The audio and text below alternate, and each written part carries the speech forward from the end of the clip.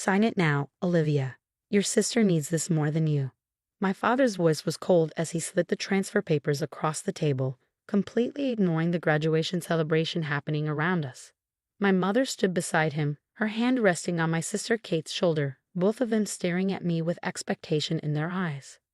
I looked down at my fresh MIT diploma, still pristine in its leather holder, then at the stack of legal documents that would sign away everything I'd built over the last 4 years. My hands didn't shake as I picked up the papers, though my heart was racing. "No," I said quietly, placing the documents back on the table. My father's face darkened. "This isn't a request. Your sister's startup failed, and she needs a fresh start. Your little coding projects can be her stepping stone."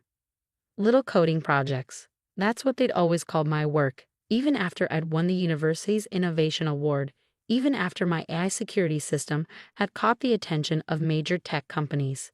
To them, I was still the quiet daughter who needed to sacrifice for her more ambitious sister. Kate smirked, twirling her designer watch. "Bought with our parents' money, no doubt." "Come on, Liv. It's not like you're doing anything serious with them. I have actual business experience." Business experience. Right. Her failed fashion app that burned through $200,000 of our parents' money in 6 months. "Those patents are mine," I said, my voice stronger now. "I developed the AI system myself, spent 2 years perfecting it. I'm not signing anything." My father snatched up my diploma holder, his face red with anger. "You ungrateful little." He ripped the diploma in half, the sound cutting through the restaurant's ambient noise. "You think you can disobey me, after everything we've done for you?" The other diners turned to stare, but I remained calm. 4 years at MIT hadn't just taught me coding, it had taught me strategy. "Everything you've done for me?" I asked softly. "You mean the student loans I took out myself? The part-time jobs I worked while Kate got unlimited credit cards? That everything?" "Don't you dare," my mother hissed. "Your sister has vision, ambition. You just hide behind your computer all day. These patents would be wasted on you." I stood up, smoothing my graduation gown. "I think we're done here. If you walk away now," my father threatened, "you're no longer part of this family." I looked at them, my father gripping my torn diploma, my mother's disapproving frown, Kate's smug smile, and felt a strange sense of peace. "You never saw me as part of this family anyway. I was just your backup plan for Kate's failures." "How dare you?" Kate shrieked, but I was already walking away. What they didn't know, what none of them had bothered to ask, was that I'd already met with Microsoft's acquisition team yesterday. My AI security system, the one they dismissed as a coding project, had caught their attention 6 months ago. The final meeting was scheduled for tomorrow morning. I pulled out my phone as I left the restaurant, dialing a familiar number. "Professor Martinez?" Yes, everything went exactly as expected. They tried to take the patents. No, I didn't tell them about tomorrow's meeting. Yes, all the paperwork is ready. I caught my reflection in a store window, still in my graduation gown, but standing straighter than I had in years. Tomorrow, Microsoft would announce their $50 million acquisition of my AI security system. Tomorrow, my family would learn exactly what my little coding projects were worth. But tonight, I had a different celebration in mind. I headed to my apartment, where my real support system waited. My best friend Emma, my roommate Jack, and our study group had planned a small party. People who had actually seen me work through countless nights, debug endless code, and build something revolutionary. As I climbed the stairs to my apartment, my phone buzzed with texts from my family. "Dad, you're making a huge mistake." "Mom, think about your sister's future." "Kate, you'll regret this. I would have made your stupid program actually successful." I silenced my phone without replying.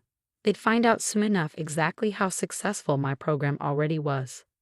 Emma opened the door before I could reach for my keys, taking one look at my face and pulling me into a hug. "They did exactly what you predicted, didn't they?" I nodded, finally letting myself smile. Down to the diploma ripping. "Is everything ready for tomorrow?" Press release drafted, social media strategy in place, and Jack's got the champagne on ice, she grinned. "Ready to shock the tech world, Ms. Future Millionaire?" For the first time since the disastrous graduation dinner, I laughed.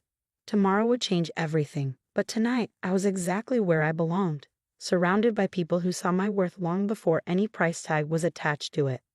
The next morning, I sat in Microsoft's sleek conference room, my torn diploma tucked away in my bag like a battle scar. The acquisition team's lead, Sarah Matthews, reviewed the final paperwork, her expression professional but pleased. "Everything looks in order, Miss Parker," she said, sliding the contracts across the polished table. $50 million, with you retained as lead developer for the next 3 years. Are you ready to sign? I picked up the pen, thinking about how different this felt from last night's attempted coercion. Just one question. The press release goes out immediately after, correct? Sarah nodded.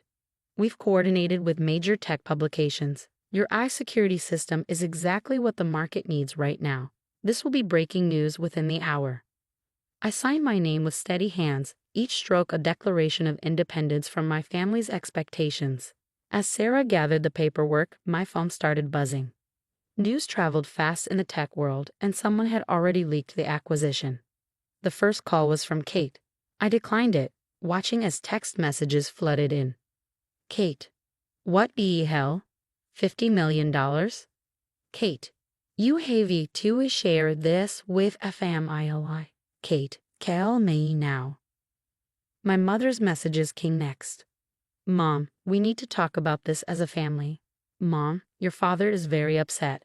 Mom, you owe your sister a chance to be part of this. I turned off my phone as Sarah led me to the press conference. Cameras flashed as I shook hands with Microsoft's CEO. My little coding project, now headline news. I delivered my prepared statement flawlessly, describing how my AI system would revolutionize cybersecurity for small businesses. By afternoon, my face was on every tech news website. MIT graduates AI innovation acquired for $50 million. Young female developer revolutionizes security tech. Microsoft's newest rising star. Emma met me outside Microsoft's building, holding up her tablet with the headlines. You're trending on Twitter, she grinned. And guess who's been trying to reach me all morning? Let me guess, my family? Your sister called 6 times. She tried to convince me she was your business partner and needed urgent access to your contracts. I shook my head, unsurprised. And my parents? Your dad left a voicemail saying there must be some mistake, that you couldn't have done this alone. He wants to review the deal with his lawyers. We headed to my apartment, where Jack had set up an impromptu celebration. As we walked in, my phone rang again, this time from an unexpected number. Grandma? Olivia, darling, my grandmother's warm voice filled the line. I just saw the news. I always knew you were brilliant, even when your parents couldn't see it. Tears pricked my eyes. Grandma had been the only one who supported my interest in coding, secretly helping me buy my first computer when I was 12. Thanks, Grandma. That means a lot. Your grandfather would be so proud. He always said you had his inventor's spirit. She paused. Your parents are here, raising quite a fuss. They're insisting you tricked Microsoft somehow. I sighed. Of course they are. Don't worry about them, dear. I set them straight, told them how I've watched you work on this for years while they were busy throwing money at Kate's schemes. Her voice hardened slightly. They're just realizing what they've lost. After talking with Grandma, I finally checked my messages. Among the congratulations from classmates and professors was an email from my father's lawyer demanding a family meeting to discuss the distribution of assets. Emma read the email over my shoulder and snorted. They really don't get it, do they? They think they can still control you. They never saw me, I said, closing my laptop. They were so busy trying to make Kate successful that they missed what was right in front of them. Jack raised his glass. To their massive oversight and your incredible success. As we celebrated, another email came through, this time from a major tech magazine wanting to do a cover story. The subject line read, From MIT to Microsoft, the hidden story of tech's newest millionaire. I smiled, thinking about all the young girls who might read that story, all the quiet students working on their own projects while being overlooked by their families. Maybe my story would help them stand their ground too. Emma squeezed my shoulder. Ready to tell your story to the world? I nodded, opening my laptop to reply to the magazine. It was time to step into the spotlight on my own terms, no longer hidden in my sister's shadow. The party continued around me as I typed, my friends' laughter drowning out the constant buzzing of my family's calls. Tomorrow, I would deal with their demands and accusations. Tonight, I celebrated with the people who had believed in me all along. The magazine interview was scheduled at my grandmother's house, a deliberate choice that sent a clear message to my family. As the photographer set up in Grandma's sunlit study, surrounded by photos of my early coding competitions and science fair wins, I heard familiar voices in the driveway. "They're here," Grandma announced, peering through the curtains. "Right on schedule." My parents and Kate stormed up the path, exactly as I predicted. The magazine journalist, Diane, raised an eyebrow. "Are they part of the interview?" "They're about to be," I smiled. "Keep recording." The door burst open, my father leading the charge. "This ends now, Olivia. You're making a mockery of this family." "Please, do explain how my success mocks our family," I replied calmly, gesturing to Diane. "I'm sure the readers would love to hear your perspective." They froze, finally noticing the cameras and recording equipment. Kate's face flushed as she recognized the magazine's logo on Diane's notebook. "You planned this," my mother accused, her voice shaking. "You deliberately set us up." "No, Mom, I'm just done hiding. You wanted to force me to sign over my patents." "Let's talk about that. You ripped up my diploma. Let's discuss why." I turned to Diane. "My family has an interesting view on success. They believe it only counts if it comes from their chosen child." "Olivia, stop this immediately," my father demanded, but Grandma stepped between us. "No, Gregory, you stop. I've watched you dismiss Olivia's achievements for years. You threw money at Kate's failed ventures while Olivia worked part-time jobs to fund her research. Now you want to claim her success. Not happening." Kate sneered, but I caught the panic in her eyes. "You're just jealous because I was supposed to be the successful one. You stole my chance." "Your chance?" I laughed. "You mean like your fashion app that lost $200,000? Or your revolutionary social media platform that never launched? Tell me, Kate, what exactly did I steal from you?" Diane was scribbling furiously, her recorder catching every word. My father noticed and changed tactics. "Sweetheart, we only want what's best for the family. Surely we can discuss this privately. Like how you privately tried to force me to sign away my patents." I pulled out my torn diploma. "Or how privately you destroyed this." The photographer snapped photos as I held up the ripped certificate. "Perfect. The visual would make an excellent addition to the article." "Miss Parker," Diane interjected, "would you say your family's attitude motivated your success?" I considered the question, looking at their faces, my father's controlled anger, my mother's embarrassment, Kate's barely concealed jealousy. Actually, yes. Every time they dismissed my work as little coding projects, it pushed me to work harder. Every time they threw money at Kate's ideas while I took out loans, it taught me financial responsibility. They showed me exactly what I didn't want to become. "You ungrateful," Kate started, but Grandma cut her off. "I think you've all said enough. Olivia has an interview to finish. Unless you'd like to explain to the readers why you tried to steal her patents." They left as abruptly as they'd arrived, my father practically dragging Kate, who was still shouting about family loyalty. Once they were gone, Diane turned to me. "That was intense. Are you okay?" I smiled, genuinely at peace.